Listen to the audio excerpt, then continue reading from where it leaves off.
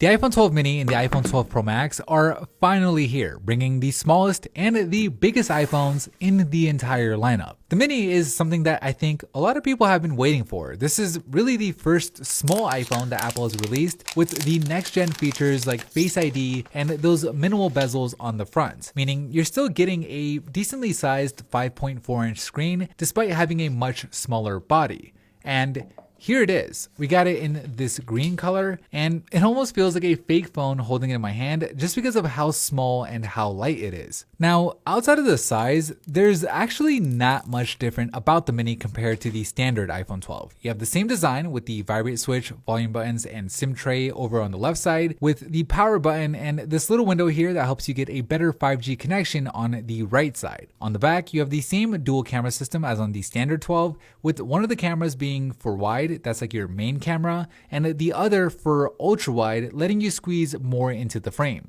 And while you can't see it without this magnetic viewing film, underneath, the iPhone 12 mini also gets the same MagSafe tech, which allows you to clip on compatible accessories magnetically. This is the MagSafe wireless charger from Apple, which just snaps on there perfectly for more efficient charging, and it does feel a little bit more secure on the mini than it does on the standard iPhone, just because the mini is so much lighter. We'll go ahead and power this thing on and do a more in-depth size comparison in just a second, but first, let's finish up with the unboxing. All you get is your standard documentation and a single Apple sticker, and then this USB-C to Lightning cable. And that is it. There's no power adapter included, so if you want one that's compatible with that USB-C cable, it'll cost you $19. And if you want those wired earpods that Apple used to include, that'll set you back another $19. Okay, let's get to the size comparison. Here's the mini next to the standard 6.1-inch iPhone 12. And it's a pretty big difference. In terms of one-handed use, I can easily reach all four corners of the mini screen without having to adjust my grip at all. Whereas on the standard iPhone 12, I do have to stretch a bit. I'm over 6 feet tall and my hands are on the bigger side.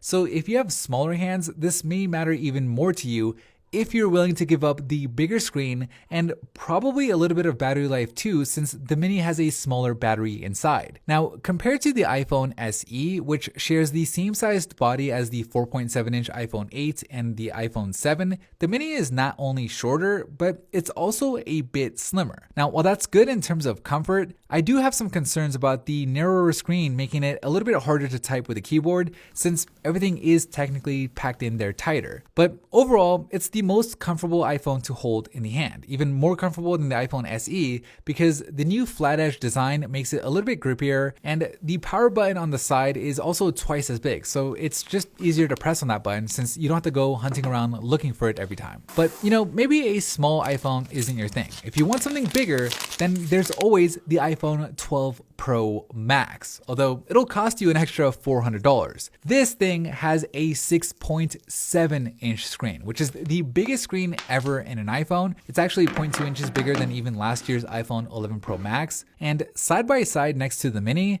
it just looks giant. Although next to the 6.1-inch iPhone 12 and the 12 Pro, the difference isn't anywhere near as dramatic, but this is still a really big phone. Now, because the iPhone 12 Pro Max is a Pro model, it gets the more premium finish with stainless steel around the edges and a matte finish on the back, which in this specific blue color just looks amazing. But since most people are going to put a case on it anyways, the real difference with the Pro models is they come with more advanced camera systems with 4 sensors instead of 2. So you get the same wide and ultra wide cameras as on the mini, but you also get a telephoto lens that zooms in 2.5x on the Pro Max compared to 2.0 on the regular Pro, as well as a LiDAR sensor that helps with low light autofocus and AR. But unlike the regular iPhone 12 Pro, the Pro Max's camera is even better. You can tell there's a difference with its lens protruding out a little bit more, and that difference is the Pro Max also has an upgraded camera sensor, which is able to capture more light for low light conditions, and it also has sensor shift stabilization,